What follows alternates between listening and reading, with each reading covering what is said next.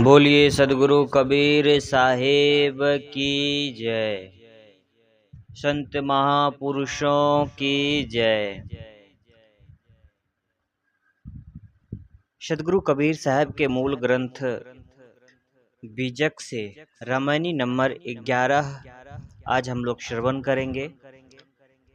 सदगुरु कबीर कहते हैं, भ्रांति और विषय वासनाओं की नींद को तोड़ो। विषय वासनाओं की नींद में जो पड़े हो, उस नींद को तोड़ो, उस नींद से बाहर निकलो। आइए कुछ सदगुरु कबीर साहब के द्वारा रचित पंक्ति है, रामायणी नंबर 11। सदगुरु कबीर कहते हैं, आंधिर गृष्ट सृष्ट भई बौरी, तीन लोक में लाग ठगोरी। ब्रह्मा ठगो नाग कहाँ जाई, देवता सहित ठगो त्रिपुरारी। राज ठगोरी विष्णु पर पड़ी, 14 भुवन केर चौधरी। आदि अंत जाकी झलक न जानी, ताकि डर तुम काहे क मानी।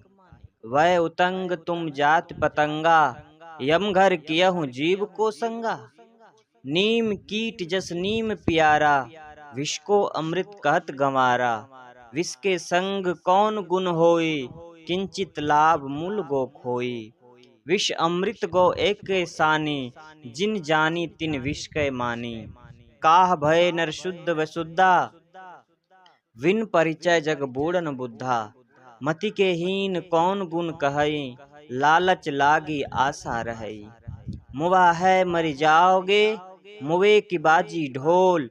सपन सनेही जग भया, सही दानी रही गो बोल।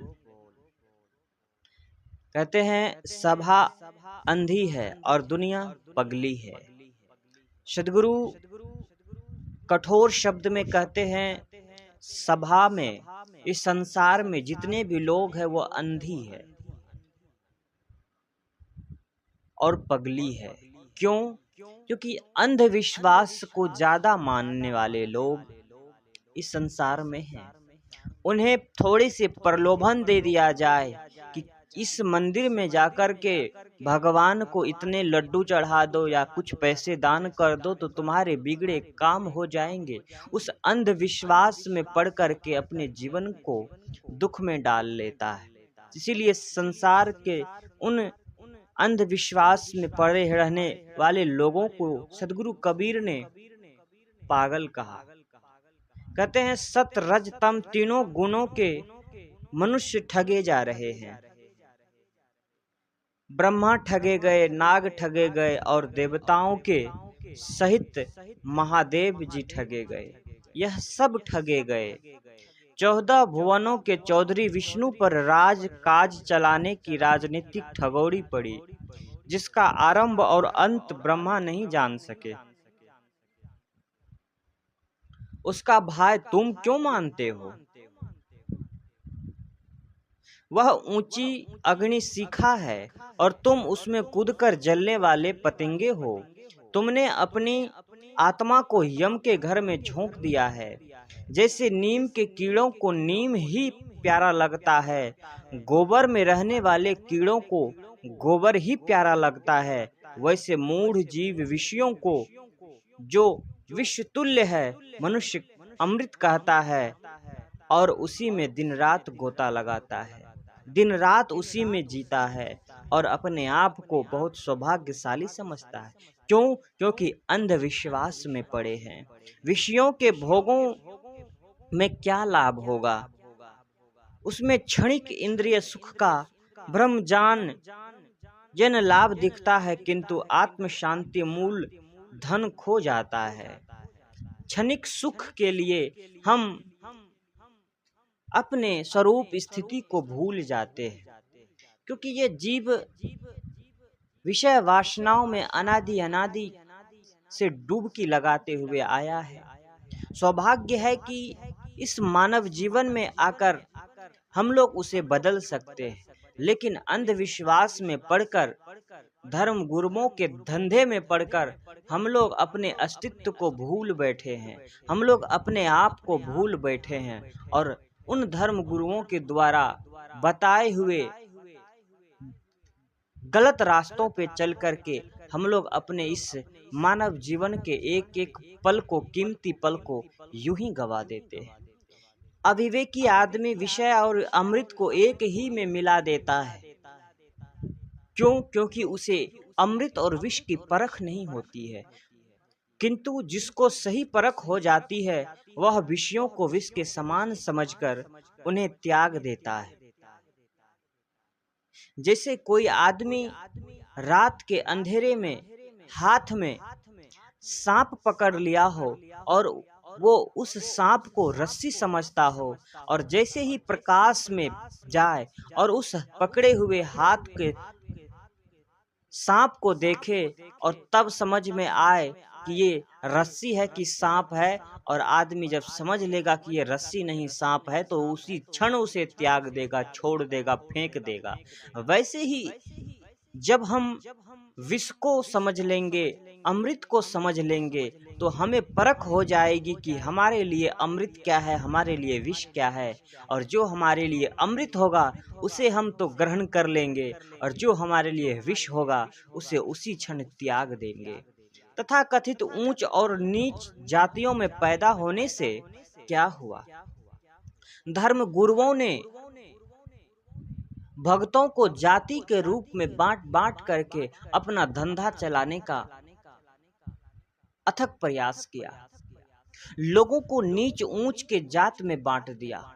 लेकिन सद्गुरु कबीर जैसे महान संत कहते हैं, कोई जाति से भले ही नीच जात में पैदा हो, लेकिन उनका कर्म अगर महान है, उनका कर्म अगर उज्जवल है, तो वो उस जात से नहीं बल्कि वो कर्म से आंका जाएगा। और उसका कर्म महान है तो वो व्यक्ति किसी भी जात का हो, वो व्यक्ति महान होता है। लेकिन आजकल के धर्म गुरुओं ने अपना धंधा चलाने के लिए जाति में बांट दिया है। जो जिस जाति में होता है उसी जाति से उनको आंक लिया जाता है। कर्म का तो यहाँ लेखा जोखा ही नहीं है आज के गुरुओं की नजर से। लेकिन सद्गुरु कबीर जैसे महान संत ऊंच नीच के भेदभाव को मिटा करके और सच और सही रास्ते पर चलने के लिए सभी लोगों को अग्रसर करते हुए कहते हैं कि जाति से कोई ऊंच नीच नहीं होता है, कर्म से कोई ऊंच नीच होता है। सत्य परख हुए जगत के बड़े बड़े बुद्धिमान और विद्वान भी मोह सागर में डूब रहे हैं। विवेकहीन आदमी सद्गुणों का क्या विचार करेगा? उसे तो विषयों की लालच और आशा लगी रहती है और दिन रात उसी में गोता लगाता रहता है। पहले के लोग मर चुके हैं, तुम भी आज कल में मर जाओगे। जैसे पहले के लोग मर गए, वैसे आज कल में आप और हम भी मर जाएंगे। मुवे चाम का ही तो ढोल बनकर बजता है। संसार तो स्वप्न में मिले हुए मित्र की समान, मित्र की तरह एक धोखा है। मनुष्य के मर जाने के बाद उसके विषय में अच्छी और बुरी चर्चा ही है। कुछ दिनों के लिए उसकी पहचान रह जाती है, क्योंकि संत महापुरुषों ने कहा है कि जिंदगी ऐसी बना कि जिंदा रहे दिल शाद तू न हो इस दुनिया में तो आए दुनिया को याद तू। आपके चले जाने के बाद आपके पीछे आपका कर्म ही रह जाएगा जो लोगों को आपकी यादें दिलाती रहेगी। आपके कर्म ही रह जाएगा जो आपके चले जाने के बाद लोगों के बीच में वो कर्म बनकर रहेगा। तो बंधुओं, कर्म हमारा नेक होना चाहिए, कर्म हमारा महान होना चाहिए, कर्म हमारा विद्वान होना चाहिए, तो ही हमारा जीवन विद्वसित हो सकता है, हमारा जीवन महान हो सकता है। अन्यथा ये जीवन यूं ही बीत जाएगा, यूं ही चला जाएगा, इसका कोई मोल नहीं है। हमारे दादा परदादा चले गए, हमारे समय आएगा हम लोग भी चले जाएंगे। आज हमारे दादा परदादा चले गए इस दुनिया में सब कुछ छोड़ करके, कुछ लेकर नहीं गए।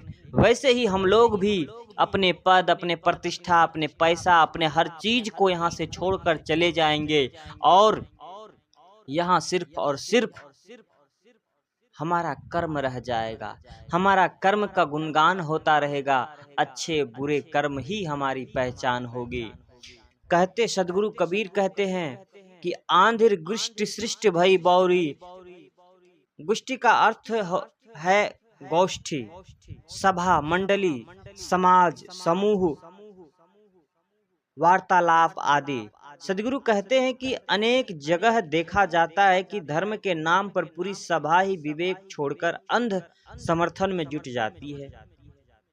सदगुरु ने जब उक्त पंक्ति कही है, तब से आज तक 650 वर्ष बीत गए।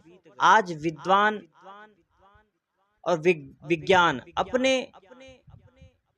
चरमोत्कर्ष पर है। आश्चर्य होता है कि आज भी धर्म के नाम पर चलने वाले अनेक समूह, सभा और समाज गहरे अंधविश्वास में डूबे हुए हैं। धर्म गुरु लोग ऐसी ऐसी बातें डंके की चोट पर चलाते हैं जिसका विवेक, कारण, कार्य व्यवस्था एवं विश्व के शाश्वत नियमों से दूर का भी संबंध नहीं रहता। छू मंत्र के बल पर सारा काम कर देने का झांसा देकर समाज को जो बेवकूफ बनाया जा रहा है वह चिंताजनक है। ईश्वर के नाम पर जो संसार को पागल बना दिया गया है। हर मजहब के अपने ईश्वर हैं। ईश्वर के अवतार पैगंबर तथा पुत्र है। हर मजहब के ईश्वर भगवान एवं देव प्रार्थना और पूजा की घूस पाकर अपने भक्तों के पापों को माफ करते हैं तथा स्वर्ग के टिकट देते हैं। इन सभी अंधविश्वासों को हम आप लोग मान करके अपने आप को धोखे में डाल देते हैं। लोग कर्मों के नियमों को झुठलाने में लगे हैं। चमत्कार जो एक छल कपट, एक बेईमानी है, उसी के बल पर मनुष्य भोग और मोक्ष दोनों चाहते हैं, जो असंभव है। यह संसार का पागलपन नहीं तो क्या है। इस छलावे में तमोगुणी, रजोगुणी तथा सतोगुणी सभी मारे जा रहे हैं। अच्छे अच्छे तथा बेईमान साधक भी विवेक न होने से अंधविश्वास में ठगे जा रहे हैं। मन के भ्रम, अविद्या, मोह तथा राग में ब्रह्मा, विष्णु, महादेव, देवता, नाग, वरुण, यक्ष, राक्षस आदि सब ठगे गए।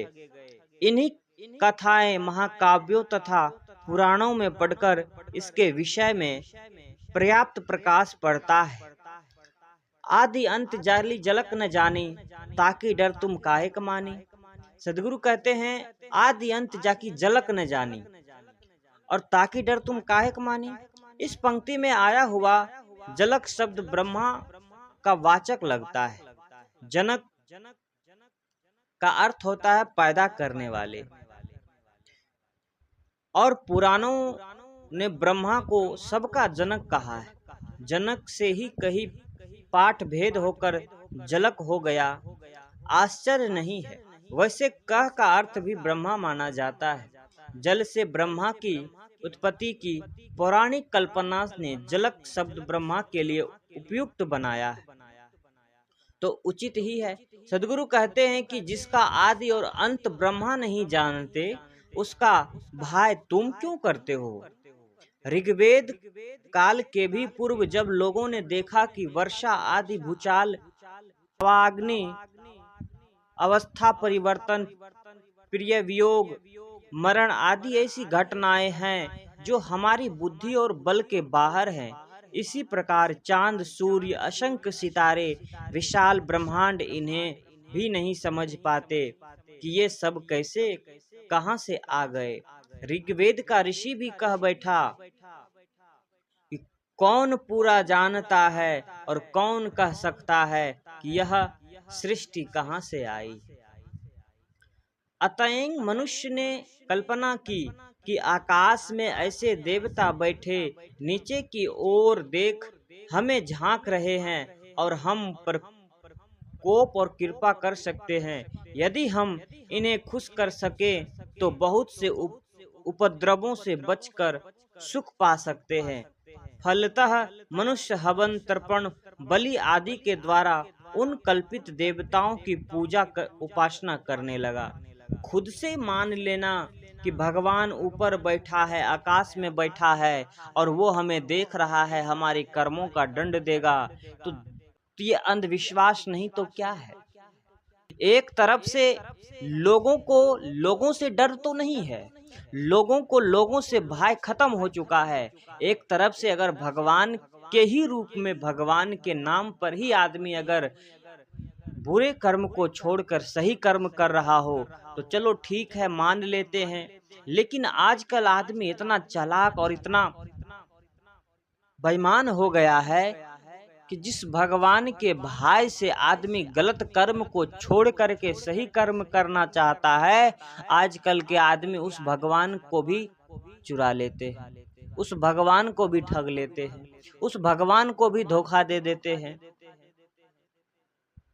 और भगवान धोखा खा लेते हैं। क्योंकि भगवान को हम और आपने कल्पित मन से स्वीकार किया है कि भगवान ऊपर बैठे हैं। भगवान अगर वास्तव में ही ऊपर बैठे होते तो आप और हम गलत कर्म नहीं कर सकते थे। क्योंकि आज और हम आप गलत ज्यादा और सही कर्म कम करते जा रहे हैं, और वो गलत कार्य को हम सोचते हैं कि मंदिर में कुछ मिठाई चढ़ा देंगे, हमारे द्वारा जो कुछ पाप हुआ है भगवान के लिए कुछ हवन कर देंगे तो वो पाप मिट जाएगा। तो ये दुनिया का सबसे बड़ा झूठ है, दुनिया का सबसे बड़ा धोखा है, और जो खुद को हम धोखा देते हैं, आप देते हैं।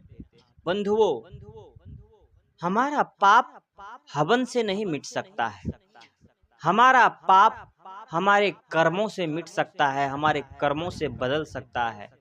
मान लीजिए कि हमने किसी का सामान चुरा लिया और उस सामान चुराने का फल हमें दंड के रूप में सजा मिल चुका है, तो हम उसी क्षण प्रण ले लें कि आगे से हम ऐसा कोई कर्म नहीं करेंगे जिससे हमें ये दंड मिल सके।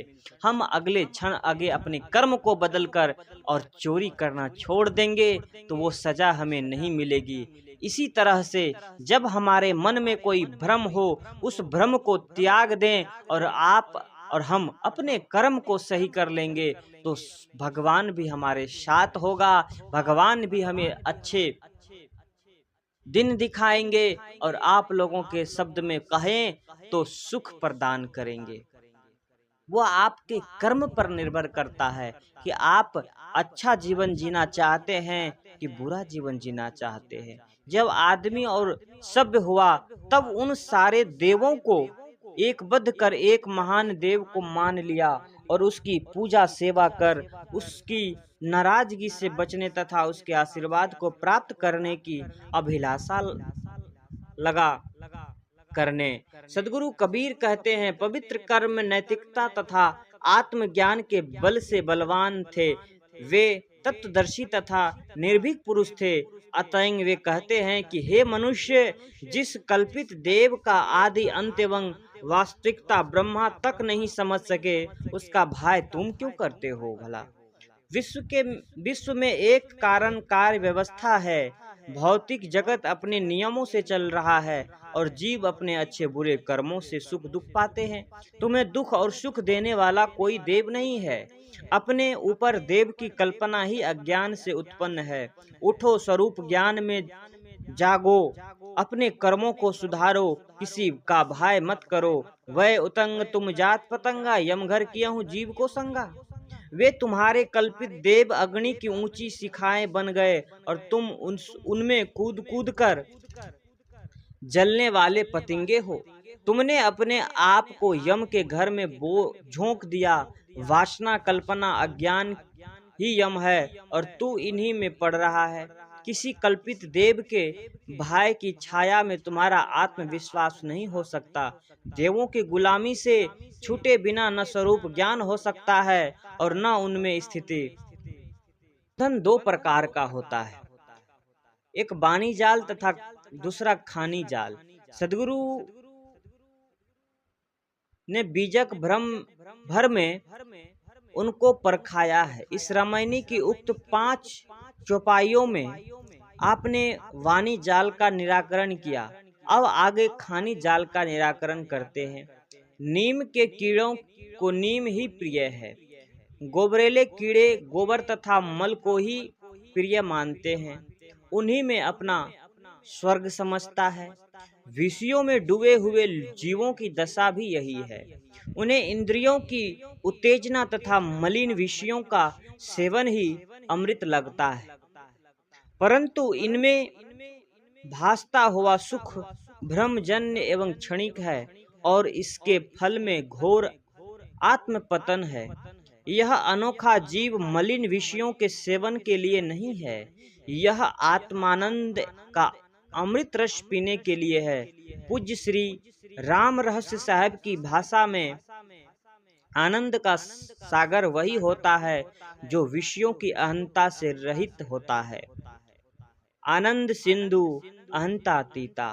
लोग विष और अमृत के भेद को नहीं समझ पाते, भूल से विष को ही अमृत माने रहते हैं। वे मनुष्य धन्य हैं, पूजनीय हैं तथा वंदनीय हैं जो विषयों को विश्वतुल समझकर उनका सर्वथा त्याग करते हैं। शुद्ध और अशुद्ध जाति कहलाने से क्या होता है?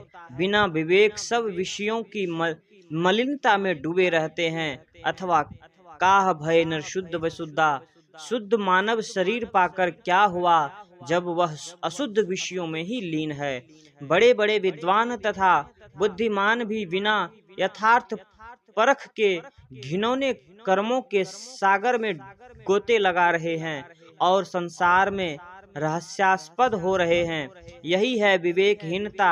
ऐसे जीव विषयों के लोभ और आशा की रस्सी में बंधे हुए संसार भवाटटी में भटकते हैं। विषयों में प्रति घृणा दिखाकर सद्गुरु चेतावनी देते हैं, कहते हैं, हे मानव जाग देख, पहले के सभी लोग मर चुके हैं। बड़े बड़े नामी ग्रामी नहीं रहे, जिनकी हाँक से दुनिया कांपती थी उनका भी कहीं चिन्ह नहीं दिखता। इसी प्रकार तू भी मरेगा। सपने में बहुत कुछ मिला, परंतु आंखें खुलने पर सपने का सारा राज गायब हो जाता है। सपने के प्रेमी से क्या लेना देना। संसार के सारे प्राणी पदार्थ सपने में मिले हुए के समान बिछुड़ जाने वाले हैं। अतः इनकी मोह नींद से जागो और इन सभी से ऊपर उठ करके अपने स्वरूप स्थिति में स्थित हो जाओ। तुम्हारे मर जाने पर समय रूपी बालुका पर तुम्हारे पद चिन्ह कुछ दिनों के लिए रह जाएंगे। अतः तुम ऐसे पद चिन्ह छोड़ो जिस पर चलकर लोग आत्म धाम स्वरूप स्थिति की तरह पहुंच सके। यही तुम्हारे जीवन का फल है। मैंने कहा ना, संत महापुरुषों ने कहा कि जिंदगी ऐसी बना कि जिंदा रहे दिल शाद तू ना हो इस दुनिया में तो आए दुनिया को याद तू। लांग फेलों की महान तथा प्रसिद्ध शुक्तियां याद आती है। सभी महापुरुषों की जीवनियां हमें याद दिलाती है कि हम भी अपने जीवन को महान बना सकते हैं। जब हम महान बनकर संसार से जाएंगे, तब समय रूपी बालू पर अपने पद चिन्ह छोड़ जाएंगे। इस रामायणी में अंधविश्वास और विषयों के मोह का निराकरण कर वैराग्य की प्रेरणा है। सद्गुरु कहते हैं, जो मनुष्य अंधविश्वास से ऊपर उठ करके, इन सभी विषयों से ऊपर उठ करके अपने जीवन को सच्चे रास्ते पर, सच्चे मार्ग पर ले जाकर जीता है, और वास्तव में सच्चे भक्त हमारे वही हैं। सद्गुरु कहते हैं, ऐसे भक्त कभी दुखी नहीं हो सकता, कभी पीड़ा से पीड़ित नहीं हो सकता है। जो इन सभी बातों को आत्मसात लेकर के और विषय वासनाओं से ऊपर उठ करके जीता है, सच्चे साथी, सच्चे प्रिय, सच्चे भक्त, वास्तव में वो हमारे वही हैं।